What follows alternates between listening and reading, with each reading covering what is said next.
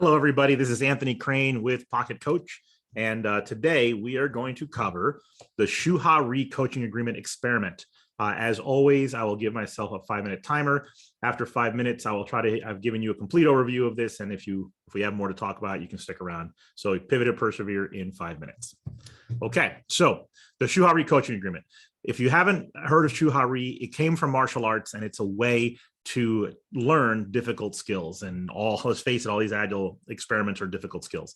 So looking at our problem statement, Shuhari coaching agreement, the problem, some team members resist coaching advice. I don't know if you believe that, especially executives. Other times coaches are way too bossy. Like they're just telling you what to do and they're not listening. So we need to find a way to follow a coach's advice while still incorporating our own ideas. So the hypothesis is this: the Shuhari coaching agreement will reduce resistance. So you'll see a lot more yeses from people who typically are resistors, which is great.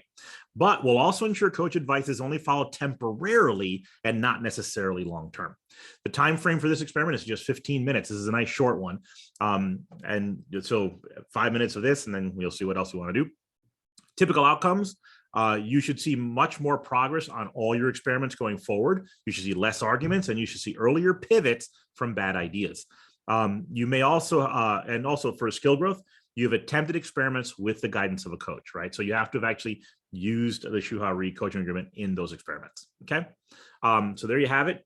And honestly, for skill growth, if you can articulate the what Shuhari is, I think you probably have it down.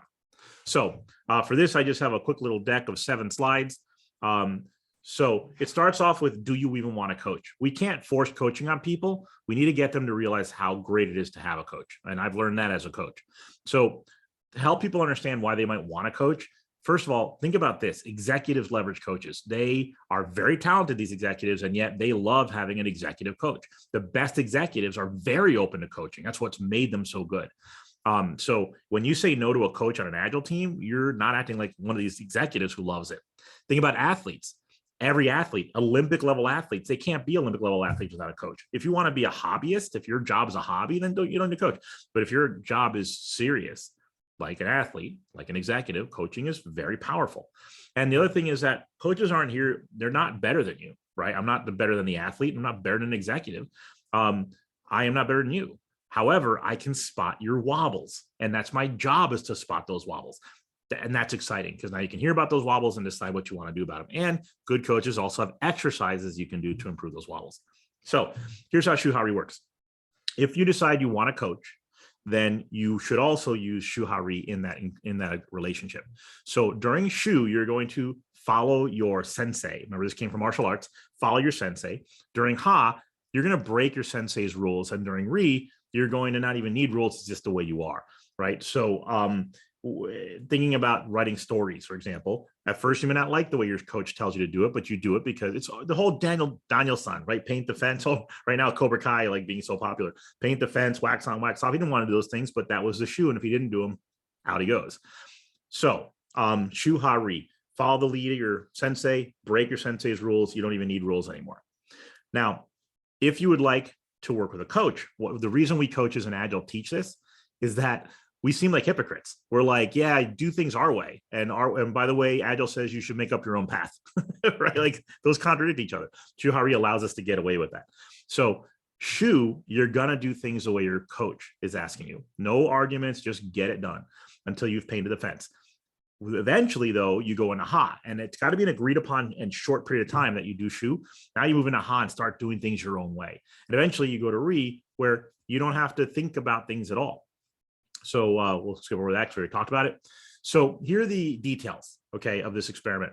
One, we have to give our permission to our coach to be a coach, that we will listen and respect that coach's advice. We'll follow the Shu for a short time. Once we have the info we need, we'll break that Shu. Okay. And we understand that we have full access to our coach, but for a finite time, and then we'll be graduated and we'll have spot coaching thereafter. So the one thing that's kind of missing from this deck is this one big pattern. Half of the people I coach, they never leave Shu. They're like, Anthony said we had to do it that way. And I'm like, no, that was Shu. It's time for you to be creative and do your own thing.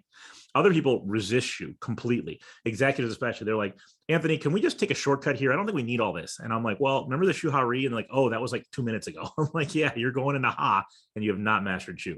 So we have people who don't do Shu and we have to teach them to do Shu. And we have people who don't do Ha. We have to teach them to break out of those rules. This last slide here is called the contradictory advice pattern. If multiple coaches tell you different things, then that can be confusing. Now, my time box has just run out. So that's basically what I wanted to teach you about Shuhari. It's a way for you to get coaching and receive it. For the next 2 minutes, I think I'll just cover the contradictory advice pattern. So if you've gotten your understanding, you know what Shuhari is, you can stop now. If you want to hear more about the contradictory advice pattern, stick around because this will be the end of the lesson. Okay, so contradictory advice. Here's what happens. A lot of my coaches get hired onto the same account, and we tell people different things. And people freak out. They're like annoyed. They're like unhappy about this. So the contradictory advice pattern says, look, having different bits of advice is actually really kind of powerful. So here's the agreement. When you hear advice from two different coaches that don't agree, number one, we will not be stressed out. It's going to happen. There's no way to prevent it. Smart people have found different ways to the same solution, to a good solution. We understand that often there may not even be a contradiction. I can't tell you how many times someone's like, well, you know, someone told me you told him this. And I'm like, I definitely would never have said that. So I don't get that. Oftentimes it's a misunderstanding. It's not even a contradiction. So we got to figure that out. We recognize that there are many ways to be successful. Our coach is teaching us their Shu. That's the Shuhari, right? And so this other coach that said you should do things the exact opposite, well, that's their Shu, okay? Now, as agilists, one of the great things that SAFe taught me was we exploit variability. Actually, that comes from Lean, which SAFe, obviously built off of. So we exploit variability. We look for variances and then we benefit from those. That's what, when you see exploit variability, it means look for variability and then benefit from that variability. We don't eliminate variability. So if multiple ideas contradict each other, here's what happens. Number one, we could follow our primary coach. It's their Shu, we'll follow our coach's Shu. Number two, you could just pick your favorite. Well, I heard my coach's Shu. I heard your Shu. Kind of like yours better. You pick your favorite one. You could create a hybrid. Ooh, I like a little bit of what my coach said and a little bit of what you're saying. Maybe we create a hybrid idea and move forward with that. Finally, you could say to the two coaches, we need you guys to talk this out and come back to us with a unified front. And we can do that. And that makes us as coaches grow tremendously when you challenge us to do that. The last thing I'm going to do is a little analogy on this. Imagine that you know Kung Fu and someone else knows karate. A Kung Fu person, a karate person, they run into each other and they start arguing about which way to do things is better. So let me back up. I have executives who say to me, Anthony, if your coaches don't teach things consistently, then everyone's going to do things not in a consistent manner, and that's bad. And I'm like, no, what matters is the outcomes. Are they getting more product out the door than they used to? If they do it differently than from each other, who cares? Is they're all getting more product out. They said, yeah, but what if they talk to each other and it's like, oh, well, my coach told me something different. I'm like, cool. So my Kung Fu, karate. My Kung Fu is better than your karate. No, my karate is better than your Kung Fu, right? So how do they settle that debate? How does a Kung Fu person and a karate person decide whose Kung Fu or karate is stronger? Now, you might be tempted to say they fight, but there's a name for that that's called they spar. Sparring is when you try to learn from fighting. That's what sparring is, learning from fighting.